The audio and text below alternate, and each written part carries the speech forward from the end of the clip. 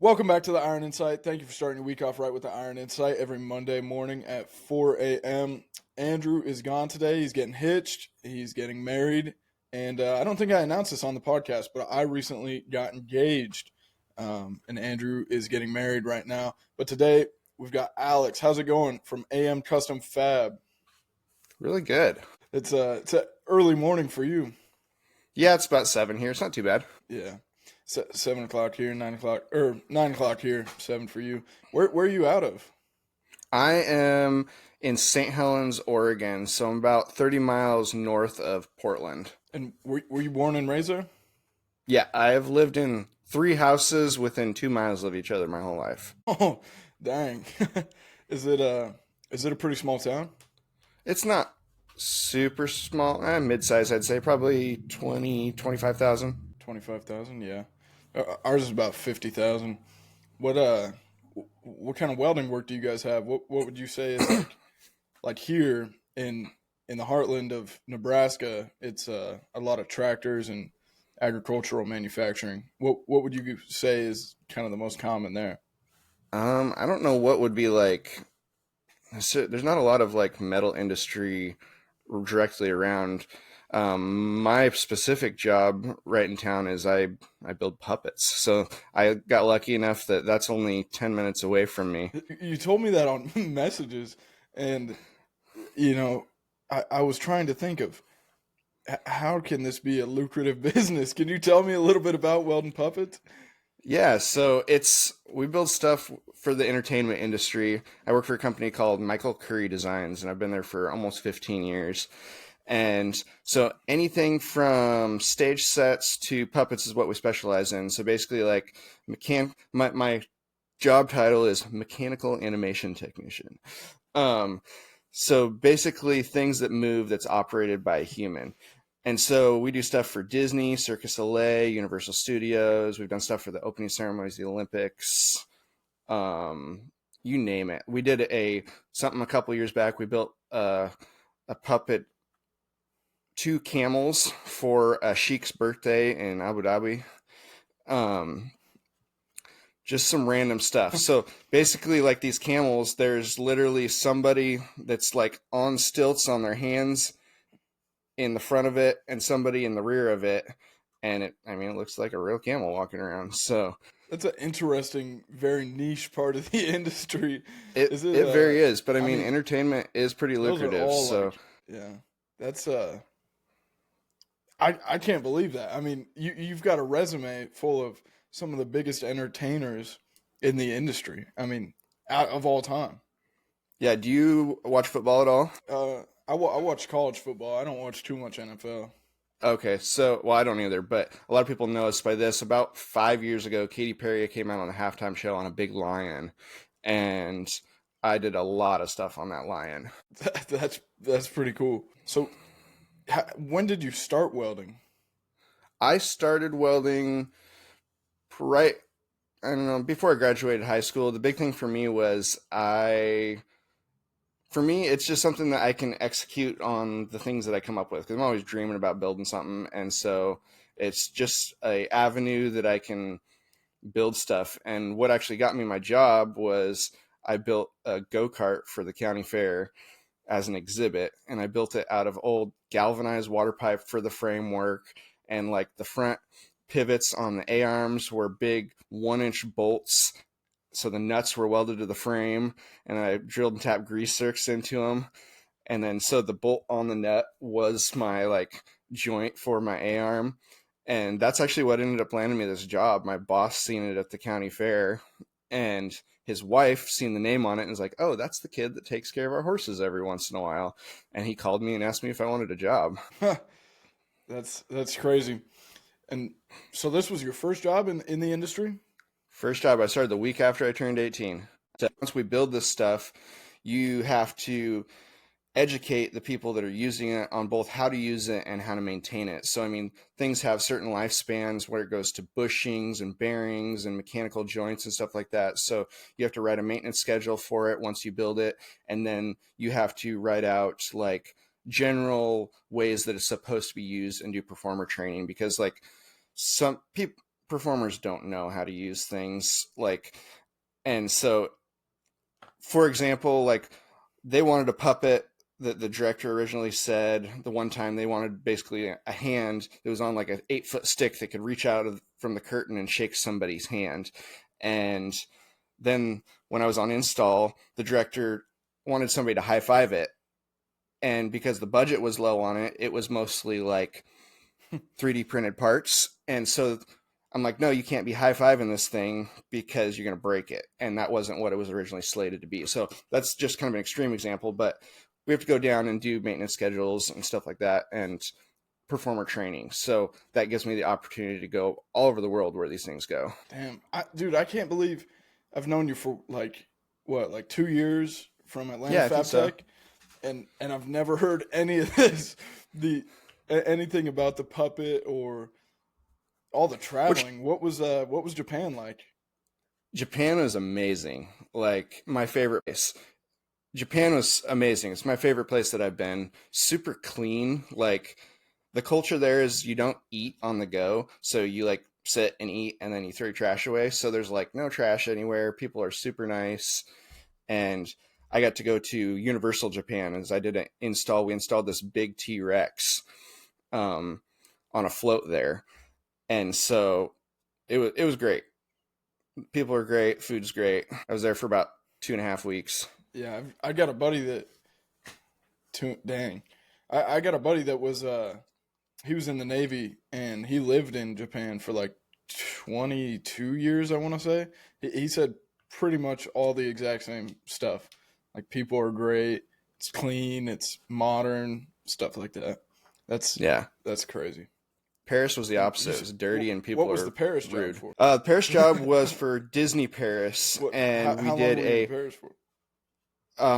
we made a big float for them. It was a Maleficent dragon to go through one of their parades, and it's about a 70-foot long float.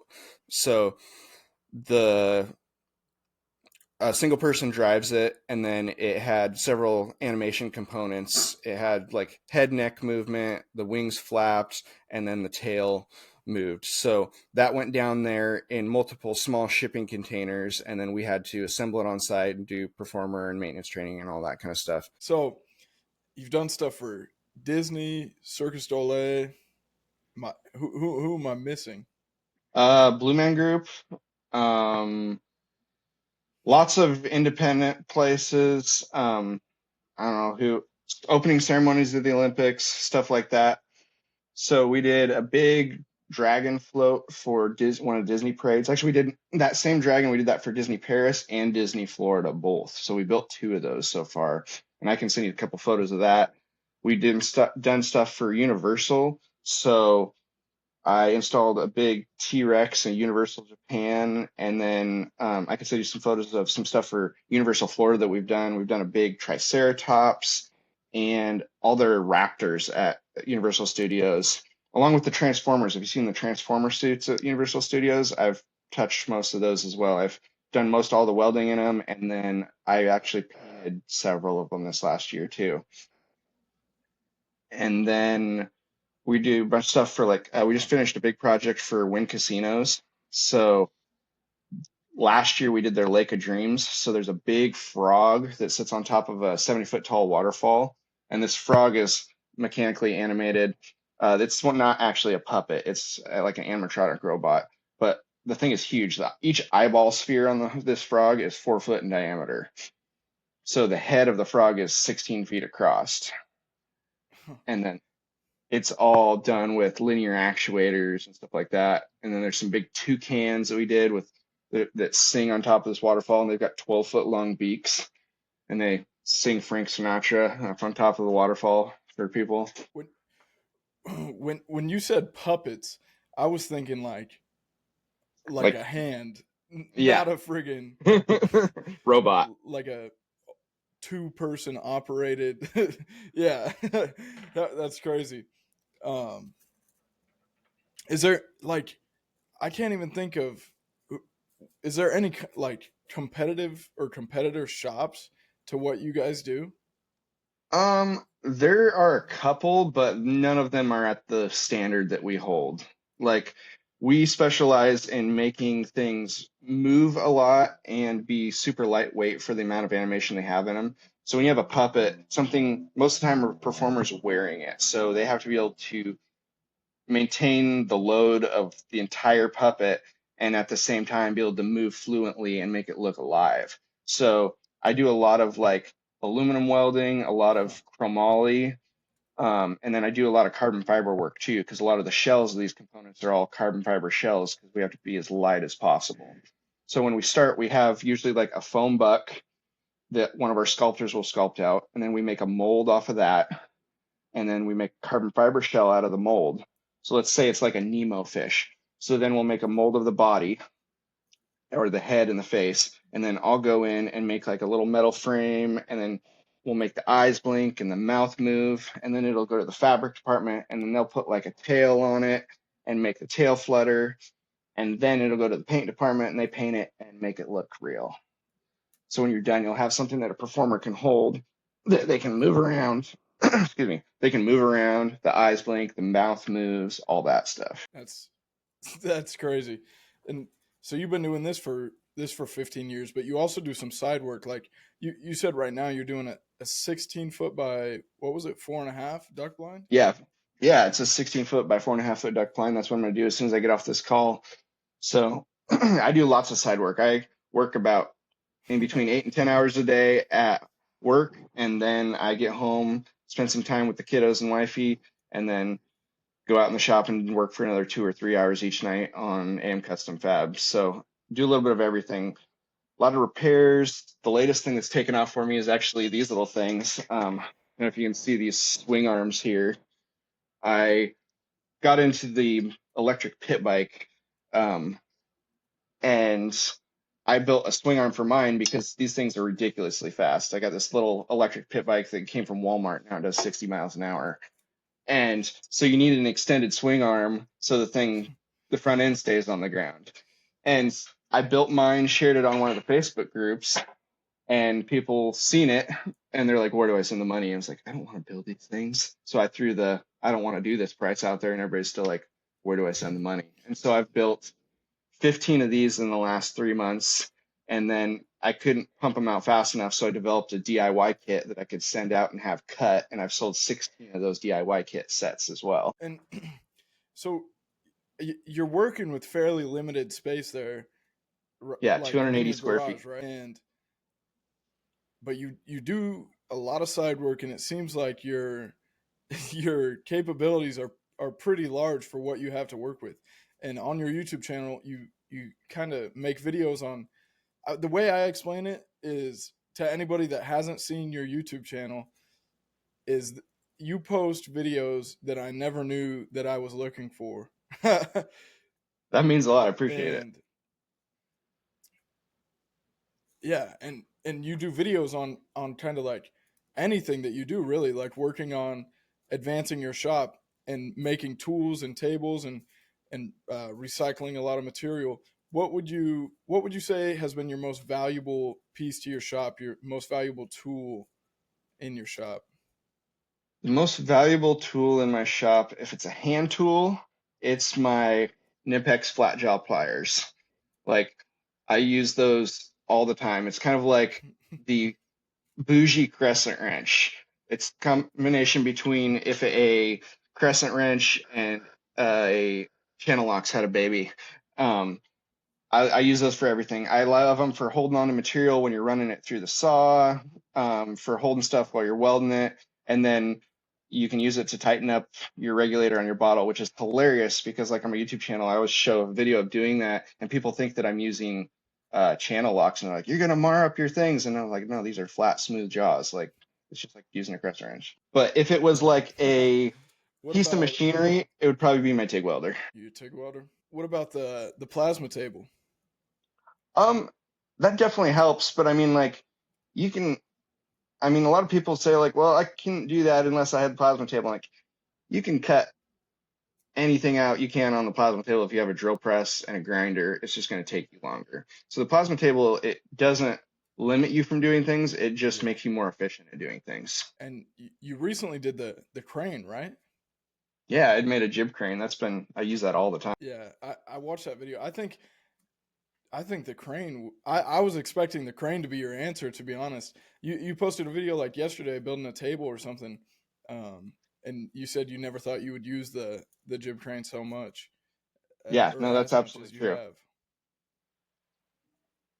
It's super nice. It's not And super heavily if rated, you were to but like, ever if you were to ever sell the house or the property, would you leave the jib crane in? no, I'd bring it with me.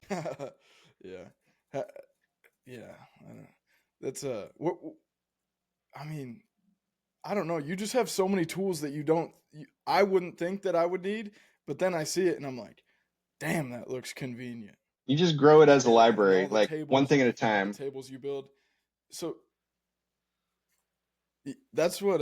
Yeah, I was like, when I first got started at this new company I work for, I had to supply my own tools, and I wasn't used to that because at the last company I worked for, they supplied everything, and now I'm slowly buying tool by tool, and now I need an upgraded box, and I always wondered like, damn, this shit gets expensive, but you really don't notice it over time because it's something you're going to use time and time again. It's something that will help you make money more efficiently. You have a Langmar plasma table though, right? How big is it? I have it's 48 inches by 33, I believe, is my cutting envelope. Huh. And ha- did you ever think about ArcDroid? You know who they are? Yeah, I've looked at them and I've reached out to them. I talked to them at FabTech also, and I've considered it just for space reasons, especially since they just came out with their new extension that allows them to go 48 inches. You can do a cut and then slide it over and it automatically indexes it. I've definitely thought about that just for space reasons because my plasma table takes up 9 square feet in, actually, no, it's more than that. It's more like 12 square feet in 280 square feet. That's a lot of space. Yeah. uh, Speaking about FabTech, what brings you back every year? People like you, the connections, being able to, honestly, like the convention's cool, but it's the after parties and being able to get more numbers and contacts in your Rolodex. It's so valuable to be able to just have those people that have that wisdom and be able to access them freely. So developing relationships and hopefully eventually being able to just grow enough that I could quit my job or go part time and do my thing. So Right. And when was the first FabTech trip you made? Because I met you in Atlanta in 2022, and that was my first one. okay, Chicago was my first one. The year before that, it would have been 21. And actually, I wasn't planning on going. And Justin from the Fabrication Series, he messaged me on Instagram. He's like, "Hey, can I address you with my number?" I was like, "Yeah." And so he calls me and is like, "Are you going to FabTech?" And I'm like, "I wasn't planning on it." And he like starts railing on me about like, "Well, why not? This is like the year to go because there's not going to be that many people there. So you're going to be able to get in and get more deals and get more partnerships and stuff like that." And then he's like, "Well, I'll tell you what, if you're on the edge," he's like, he brought his Arc Tank, his booth that year. He's like, "I'll pay you to work in my booth for a couple hours each day and help teach people to TIG weld in my booth." And I was like, "Okay, done. I'll be there." And I've been hooked ever since. Speaking of teaching and Justin from the Fabrication Series, can you tell me a little bit about Weld Coach? Yeah, Web Coach is a platform that Justin's developed. It's really cool. It's an all-inclusive platform. He owns all his own stuff, so you don't have to download any specific apps. And basically, he's invited coaches, including himself, to go on and have a portfolio there and a platform to be able to coach and teach welding, anywhere from TIG welding, MIG welding, stick welding. So you can go on, you can pick a coach, and what happens is when you pick a coach, you pick the class you want, and the class has a time frame on it. And then he ships all the practice material to you. So you book the class, and he automatically ships all your filler, all your coupons, all the stuff that you're going to need for that class to your door front. And then the uh, student gets it, and then we get on a call just like you and I, and we do our session and have a one-on-one and get them going. And then we can even do consults too. The funny thing is I've actually had several people now that didn't want any welding classes. They wanted consults on shop layout because they're like, you have a small shop and you fit a lot in there. How should I do my shop? So That's a very good point. Uh, that's actually that applies to me right now because I just moved into this house and I'm working on the shop. So what would you say is the necessity? Something that you didn't have in the beginning that you wish you had but you have now. uh, the Evolution shop saw. Why is that? Speed and accuracy. Like a lot of people don't like them because they're loud and they throw like death shards of hot shard molten metal, but like they're fast. Like I just cut a 5 inch, 3/8 inch wall tube yesterday, and it was a 6 second cut.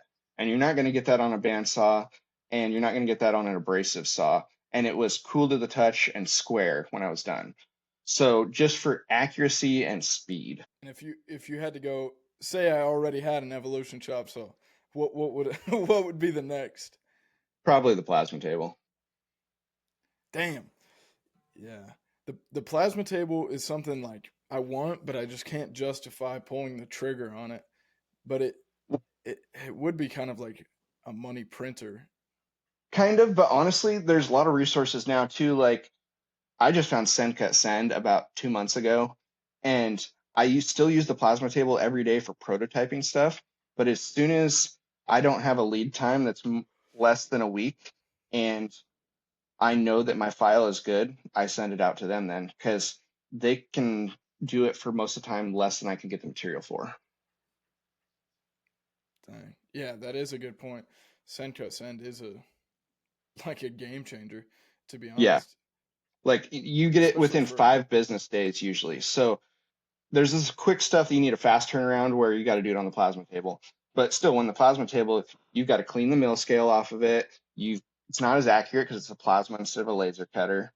And then you've got to do all the cleanup and finish work on it. So that's all time. And then the price of material's expensive where I'm at. So yeah. What now? When it comes bang for your buck, what tool would you say is the best investment you've ever made that has flipped your money, like made it worth it? it really depends on the job. Like I would say in general, that evolution chop saw or Yeah. your TIG welder. If you're not talking welders, the chop saw. What welders do you run? I've been running Prime Weld for about 3 years, and I love them. Like, I mean, yes, there's better welders out there, quote unquote, but these things have a really clean arc, and they're really good. And the thing that I love about them is the customer service. Like, I've never seen customer service like these guys. They will just no questions asked. You go on their Facebook thing and look at testimonies, and it's like if something happens, the owner is just shipping them a new machine. It's not like, well, we'll send you a box and a label, send the old one back to us, we'll fix it. Like no questions asked. There'll be a new machine sitting on your door. Sometimes they don't even worry about shipping the old one back. That's yeah, that's what a lot of people say about Everlast too with their customer support. I think it's these small like mid-sized company because Everlast and PrimeWeld are not exactly small companies, but I wouldn't consider them huge like, you know, the main five, you Absolutely. know, Yeah, they're kind of AMCustomFab, Lincoln, Feronius. middle of the line. Yeah. I've used Everlast too. They're good Yeah. machines too. Yeah, I remember I filmed you in your YouTube video running the Typhoon 330. That's one of our newer machines. Yeah. What did you think about it? It's good. Clean. Yeah. Yeah. Yeah, I mean Jesse McCollum and Mark Winchester. Those were the two guys that like developed that machine, um, like the internal components and all that. I can't like that would be pretty cool being able to develop your own machine from the internal components to everything. No, that's That's pretty cool. that. And that's been also fun working with PrimeWeld is like I've been able to work pretty close with them on developing stuff as we go. I'm not working on like the boards and stuff like that, but just different nuances of these machines. I've been able to put input in over the last couple of years, and they've listened. It's been crazy. And the next versions of these things have had these. adaptations to them, which is kind of cool. Right. That's yeah, that is cool. Are you in with like are you a part of Prime Weld? I didn't I mean, kind of. I don't have any like contractual things, but they take very good care of me. So, I didn't know that. Uh out of all the projects you've had the opportunity to work on, I mean, you're talking dragons for Universal and Disney and Japan and stuff in Paris, Olympic Open ceremonies. What has been that one that stands out to you that was is just your favorite? Like doesn't compare compared to the rest. Blue Man. What was it? It was a bunch of things for their traveling show, and we did all these elements. So we did like they had like this drum set that had six arms on it that had progressive arms, and we programmed it so that each drum would swing in as they needed to hit it. So the guy would stand inside of this thing. It looked like a big like spider kind of, and the arm would swing in with a drum on the end of it right at the moment he needed to hit it. And so just like these crazy contraptions for these guys, they're a bunch of nerds with money. So there wasn't a budget. They came and hung out with us in the shop for like a week, and they'd be like, they'd have a pad of paper and they're like, can we make this? And we'd just like pull some material off the shelf and just like mock something up really fast. And like they would get like a 5-year-old giving them an ice cream cone. They'd get so excited about it. And then we'd like sketch something out on a piece of paper and then give it general dimensions, and then we built it. And a lot of these pieces were like thousands of dollars. Like each individual piece that we did was probably, I don't know, just ballparking the stuff, probably over $100,000 each. Like, Mm. so, and they just didn't have a budget, and we got to just kind of like freeform because like a lot of stuff like with Universal and Disney, there's a lot of intellectual property. So one, we're not allowed to share it while we're working on it because they don't want it let out. And then also you have to stay with the form of the animation and the artwork because you don't want Nebo to look like something else. Whereas with this Blue Man Group stuff, we were allowed to just use our imagination and collaborate with their imagination, and there was no budget restrictions to make it happen. So that was probably my favorite project I've ever worked on. That's pretty cool. This past FabTech in Chicago, I went and saw the Blue Man Group. I wonder if I saw any contraptions built by you. Maybe so. Was there the neuronulums, like a backpack, like xylophone with a bunch of like tubes and lights coming out that they wore? That's one of them that's on their I traveling show, I believe, in Chicago. I I built think several of so. those. We've built probably over Dude, like 50 components for their different shows. So there's like no way to possibly describe no, like to summarize the Blue Man Group. It's I mean, I would totally go back though. It was so that's cool. a blast. Their shows are so cool. Yeah. Yeah, I mean, crawling through the seats and stuff like at one point there was a guy throwing marshmallows to another one, and I'll tell you he probably had like 50 marshmallows in a row in his mouth that he was eating. It was insane. They didn't miss. They were throwing like 20-yard passes with marshmallows and he's catching them in his mouth. We made him That's a that's toilet insane paper though. gun that shot like 30 rolls of toilet paper into the crowd at a time, like unraveled I them. think that was there. I think That might that have was been there. there actually. That sounds more familiar than the xylophone. That's so cool. That's stuff that you don't even think about. I mean, somebody welded that, somebody welded this. You don't even consider thinking about that when you're seeing it live. That's Yeah, like like there's a lot of aluminum in that stuff, a lot of aluminum frameworks and chromoly. So we'll do a lot of like really thin gauge chromoly, a decent amount of stainless. We don't do as much stainless, but that's so cool. But let's take it back a little bit. October 6th, 2018. Okay. You posted you posted a picture of a USPS label that said, "We care your package was damaged, yada yada yada." But it looked like some sort of chocolate or poop that coming out of the package. What was in there? that's random. That I think that was a a quart jar of stain that I ordered to do a project around the house, and literally the lid was off of it, and all of the stain was in a plastic bag, and they set it on our porch. So it was like brown, it was like a dark brown walnut colored wood stain. And then it was funny because the bag says "We Care" on it. Yeah, all my stains inside this plastic bag. It's like, Yeah, and your caption was "Sure you do." yeah. There was no context though. That's so funny. So this year at FabTech, are you going to Orlando? Absolutely. I've got my tickets bought and my Airbnb booked already, so excited for it. Nice. Each year, do you write out like I know before I go after Atlanta, I didn't know to do this because it was my first one. But in Chicago, like I write down booths I need to hit and for what I need to hit them for. It's such a big show that you almost have to do that. Is that something you do, or what are you looking out for this year at the show? Not necessarily. Like what I did last year, I'll probably do this year because the first couple years I kind of like ran around with the camera and tried to do a little bit of filming, and then I found that was just kind of exhausting, just always looking when having the camera there and stuff. And then I was carrying more gear. What I did last year worked out really well was I didn't carry a camera for the first 2 days, and I just like experienced the show.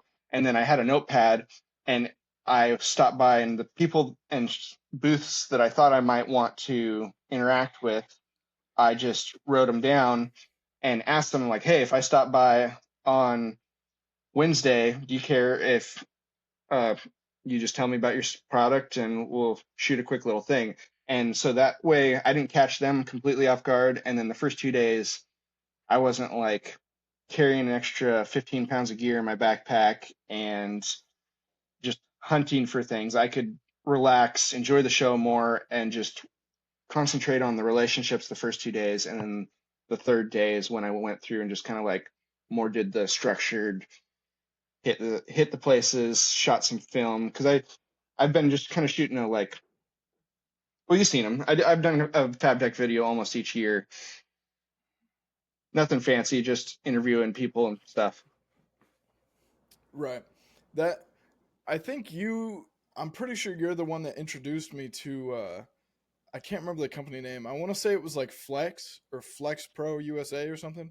It was flap discs with the slots in them that you could see through while it was rotating. Do you remember that? Oh, It, I seen them there, but I don't remember if I introduced you or not. Like I haven't actually tried them. I just seen them there at the oh, show really? last year. Yeah. No, Yeah. the It was thing that what's that? I would say the thing that I've enjoyed each year at the show is I didn't find them till FabTech was Rex Cut, and they make a fiber infused grinding disc for aluminum, and it is the bomb. Like Is it works is it so called well. the Illuminator? Yes. Yeah, I did get to try that. I thought it was pretty neat. Yeah, it doesn't load up like a normal flap disc. So I've actually been working them over for a little while, and I'm hoping to work a deal with them for a sponsorship. So Yeah, Rex Cut abrasives for everybody yeah, listening is what we're talking about. That yeah, theirs is pretty cool. Their illuminator. I took it to work actually in our Matheson's guy. We don't have like air gas or anything around here. We have Matheson's is what it's called, Matheson's and is owned by we Airgas got now. our. That's what I thought, but like I've seen one air gas in Nebraska, but a ton of Matheson's, and so we got our Matheson supplier to start supplying illuminator discs because I mean Nice. they're nice, dude. They are. Yeah, They're a little spendy, but they're worth every penny in my opinion because like they'll last longer and they don't load up on you, which is time and quality. yeah. I would say if you put it head to head with the if you were using a flat disc on aluminum, it'd probably be more bang for your buck because of the reasons you just said. Doesn't load up and they last pretty long. Yeah, Yeah. and the thing with that Flex Pro or whatever the flap disc, it was cool, but it seems more of like a welding school type deal where You don't want Yeah, I to think it's more of a because novelty. yeah, like you you get less grinding wheel for probably more expensive. I mean, I don't remember the pricing, but and I tried to but the thing for me was I was trying to specifically bang the grinder because that's what the demo guy was doing. He was hitting the grinder on an open like a corner, and I was trying to catch one of those notches in the flap disc to catch and see if it was like dangerous, but I couldn't. I wouldn't get Hmm, stuck for that's some cool. reason. Yeah, but yeah, like I said, it definitely does seem like more of a welding school thing or like a demo. But that's the thing about Fab Tech, dude. You never know what you're gonna see. It's like Absolutely. it's it's like Pawn Stars. You never know what's gonna walk through that door. I mean, for real. Whether it's people But or products. yeah, yeah, that's also true. Me and James from SSP Weld were walking out of the show one day, and a salesman jumped in front of us, and he was like, "What do you guys do?" Or like, "What do you guys do for a living?" Or what kind of industry? Or what part of the industry? Jumped out and yelled something at us, and James said, "Get back in your booth." And I said, "I work for the government." But some of those salesmen, they get a little testy sometimes. Yeah, that's just the thing about Fab Tech is you never know what you're gonna expect. And but have you been doing side work ever since you started welding in the industry? Pretty much. Yeah, I mean, it's grown as my tool repertoire has grown, obviously. So as I get more tools and capabilities, and not just tools, because like a lot of people mistake tools for being able to do things, my skill repertoire, because skills compound as well, um, as I learn things. But yeah, I've been doing it for a long time on the side. I'm just, when I see something, I'm cheap. So I'm like, I don't want to pay that. I'll build it. Which doesn't always work out. Sometimes you spend twice as much time and three times as much money building something, but you still get the pleasure of Experience. experience of building it. I like building stuff. So, and Yeah. what I end up doing a lot of Yeah. times is I find myself getting into a hobby, and then end up, I have a hard time of not making my hobbies into businesses. Like this electric pit bike thing. Like I've built $10,000 worth of swing arms for these electric pit bikes in the last 3 months, and it was supposed to be a hobby, and I made it into a business. That's kind of a good that's a good habit to have, I'd say. Making your hobbies into businesses. I mean, at the end of the day, that's what like people say you never work a day in your life if you love what you're doing, and you're monetizing all your hobbies. That's I'd say that's a good problem to have. It's Where good. where do you The find family doesn't like it all the time, but got to balance that. yeah. Yeah. Where Sorry, where where do you would you find? find the most of your side work clientele coming from? From business cards or word of mouth or repeat customers? Word of mouth or Instagram, actually. I get a lot of work through Instagram. Really? Huh. And Yeah. then the things like the swing arms, it's niche groups. So like if you solve a problem in a niche, people are gonna buy it. So like these swing arms, people liked the work and they wanted them, and it's just a niche group specific to these bikes. And so that's the best place to sell stuff. Like, because I mean, you could put an ad out, but you don't know who's going to see that ad. You might have an ad for welding, and a hairdresser is not necessarily going to need something welded. I mean, yes, there's stands and stuff like that, maybe. But my point is, it's a broader audience. But if you can bring that down to a more niched audience that's going to be more likely to see or need that thing, you're going to have a lot better chance of selling it. And then in conjunction with that, the thing that I found is don't sell it, just show what you're doing for you. Because if you go to these groups, what I found, and you would be like, I have this for sale, buy my thing, it's going to turn people off. But if you go and be like, I made this for me, and leave it as that, you just show your best work and show how it solved your problem, you'll have so many people in your DMs being like, how much? How much? That's a really good point. now that I think of it, I'm in a ton of Facebook groups. Like I just bought a Yamaha V Star, and uh, there's some guys that do custom work just off the Facebook groups by showing what they built. That's a really good point. And when you think back to the people you've met in your career so far, and who has helped you get to where you are today, who would you say some of those mentors or people when I say that first come to mind? Who do you who comes to mind? A couple people for different reasons. I mean, my dad and my grandpa definitely for work ethic. My grandpa was a welder for 40 years. He worked on tugboats and barges, so he did like heavy marine stuff and did a lot of stick welding. He's been in a couple of my videos actually. And my dad's just a hard worker. So for work ethic, my dad and my grandpa. For the skills I do now, probably uh, there's a guy, one of my coworkers. He's not that much older than me, but he's the best TIG welder that I know, and he's taught me a lot over the years. Like, and he's also taught me how to not teach too, because so, so his method is a lot of like I'd show him something, be like, "What can I do different?" He'd be like, "Practice more." I'm like, "Yeah, no shit. Like, what can I do different?" And so I, that taught me not to do that, to be able to articulate, and to be able to help people learn faster. And then as far as like the social media side, Justin from the Fabrication Series, like it's been cool to work with him with a lot of things and just kind of he's been kind of a mentor over the last 3 years for content and stuff like that. Yeah, that's and when you think about the hardships in your career, what comes to mind? What have been some of those harder moments to keep going or keep yourself motivated?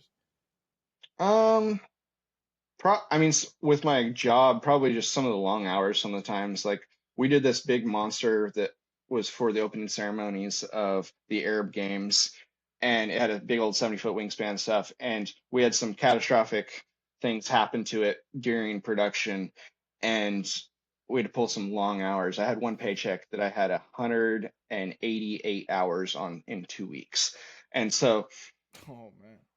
so sometimes there's long hours and that can be fatiguing, but honestly, I kind of enjoy that in small spurts. Like if there's a long drawn out like months of it, it gets really old. But I kind of enjoy like the intensity of working crazy overtime for like 2 weeks. It kind of builds collaboration and repertoire with your coworkers if everybody's on board with doing it. And I don't know, I like the challenge. I like buckling down and getting stuff done. And we got about 45 minutes of good footage. Here's something we ask every guest before we end the show. What is your favorite genre of music to listen to while you work or weld? I don't listen to that much music and mostly listen to audiobooks and podcasts. But if I do listen to music, it's either country or acapella. Acapella. I like acapella Huh. groups. What wasn't expecting that answer. That's the first time we've had that on the show in the 24 episodes we got. It just always blows my mind and it's more of like I enjoy listening to it because I respect the art of it. It blows my mind what sounds people can make out of their mouth. Yeah. No, that's a good point. We appreciate you coming on. It means a ton. We're going to have your Weld Coach link, your social media links in the show notes. If anybody wants a one on one consultation or training from Alex on Weld Coach about any process that he's capable of, go ahead and click that link or check out his YouTube channel for all the videos that you didn't know that you need to watch, is the best way I can explain it because I don't know, man. They're informative, they entertain, and they inspire. Like they inspire. Like I want a jib crane in my shop now. But thank you so much for coming on. We really appreciate your time, and we appreciate everybody listening. Go ahead and give us a rating and review on Spotify and Apple Podcasts, and we'll see you next week. Thank you, Alex. Thank you. It's good talking with you, Brad.